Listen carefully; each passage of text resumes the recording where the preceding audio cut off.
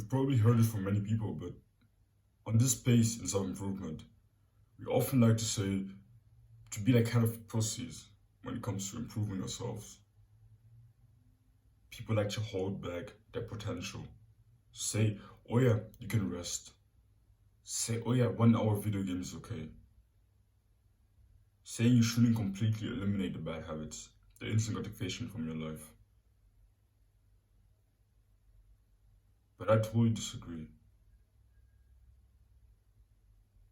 When I first got on self-improvement, I also had this mindset. I also tried, what I did is I tried to have 2 hours at the end of each day where I could kind of spend time watching YouTube, watch some random videos that weren't valuable, watching some entertainment, thinking it could do some good, help me improve even faster or something like that, or would just help me have more fun in my life. But the thing that most of those creators never tell you is that those instant gratification activities don't actually improve your long-term happiness. They don't actually make you happy in the long run. They maybe give you excitement in the short run, but they don't make you happier in the long run. They actually make you less happy in the long run. You get a dopamine increase in the short term, but then in the long term, your dopamine keeps going down and down and down the more often you do them. So the way I see self-improvement, it's not about being 80% of self-improvement and 20% just doing some random, unproductive things. But the way I see it is having a goal, having a mission, and doing everything you freaking can to achieve it. To have a day that's filled with different activities that you do with intention, that you do to achieve a goal, that you do to improve as a man, that you do to destroy the competition. Because when you think about it, you might not have consciously thought about it, but when you unconsciously think about it, we are all in a competition with each other. When it comes to getting a beautiful girl that you want, you might have had a crush on a girl sometimes, and you couldn't get her because someone else who was actually better than you, who maybe put more work in than you, ended up getting her in your place. Or even in the world of business, or even in the gym. Like when you're in the gym, when I'm in the gym and I see a guy that's bigger than me, I'm like, yeah, he probably worked harder than me. But I'm like, yeah, I want it too. I want to become that big too. Like I'm pretty big, but I'm not that big yet. So I see many guys in the gym that are bigger than me. And I'm like, yeah, I would like to surpass them. I'm thinking, yeah, 5 years. I would like to surpass them in 5 years, 7 years, something like that. So if you have at least, I think, in my personal opinion, if you have at least a little bit of maybe competition in you, which we all pretty much have, but very often we try to suppress it. If you have a little bit of competitiveness inside you, you will unconsciously think about competing all the time. And when I was younger, I tried to suppress it because you often hear competition is bad, competition is bad, competition is bad, competition is bad. In school, in movies, that the lesson at the end of the movie is always that competition is not good, that you shouldn't compete. In school, when you try to become too competitive, the teacher, your female teacher, starts to get angry at you. But I think, in my personal opinion, I think most people would actually gain more from becoming more competitive than they would from becoming less competitive. Like there's definitely a limit to it, of course, to competitiveness. Like you shouldn't, like there's probably some situation where you should just not compete, or but most of the time I think in most cases most people would benefit a lot more from becoming more competitive than they currently are. A lot more. I don't think there are many people that are competitive enough, at least many men, or that truly accept how competitive they are. And when you think about the fact that we're all in competition, the people that are winning this competition are the people that work the hardest, are the people that have put the most work in over the longest period of time, are the people that learn the most, that learn from the most valuable sources, are the people that were the most disciplined, are the people that were the most productive and focused on their goals. So even if you want to get a career in the future or you want to get into business, you will need to compete with some people that are ready to work fucking hard. And if you're that guy that wants to play an hour of video game at the end of the day, you're not gonna win. You're gonna get destroyed. And I'm saying this kind of talking back to myself because I'm not doing that well to myself. I often find myself like watching some BS on YouTube at the end of the day. Not because I consciously want to, but sometimes I just randomly find myself on my phone. And that's why I'm trying to eliminate. Of course, if you're in a situation where you're so addicted to something that you know is bad for you, I'm not gonna be like, oh yeah, you're. I'm not gonna like necessarily insult you. Yeah, to a certain level, I'm gonna insult you. I'm gonna insult myself. But then work on it. If you're addicted to it, of course, I'm not expecting you to be able to eliminate it tomorrow. But work on eliminating that addiction.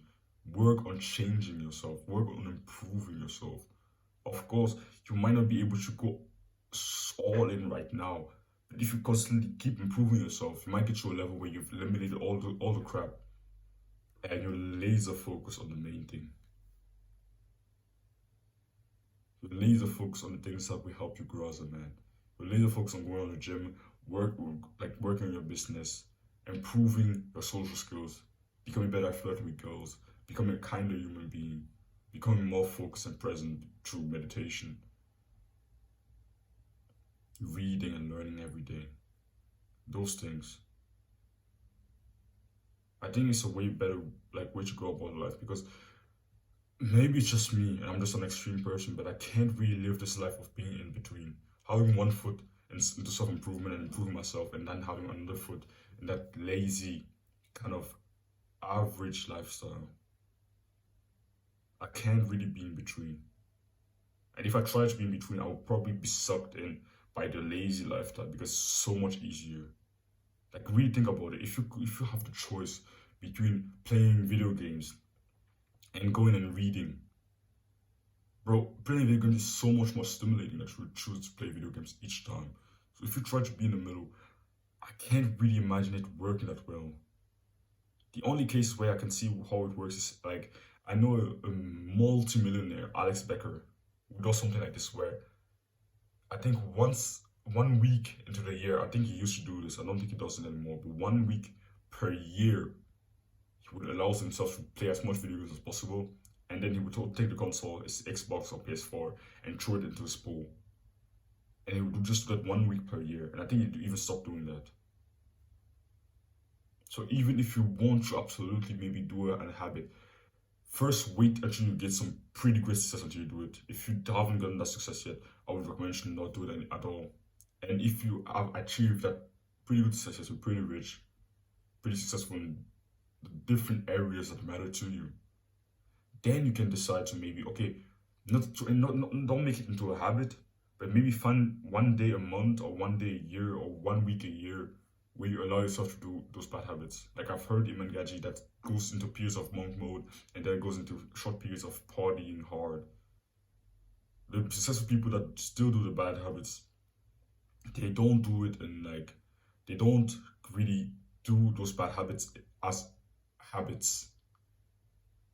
They have some low periods into their year, like in a year where they kind of allow themselves to do it and then they coldly cut it out for a few months. Because if you try to implement those bad habits into periods where they're also doing the good habits and trying to focus on the good habits, each time, bro, when you have the choice between playing video games and reading, I'm sorry, even if you have the biggest willpower in the world, if you even have the option in your head to play video games, you're gonna choose it almost every single time. Maybe sometimes you're gonna be able to muster up the willpower to choose reading instead.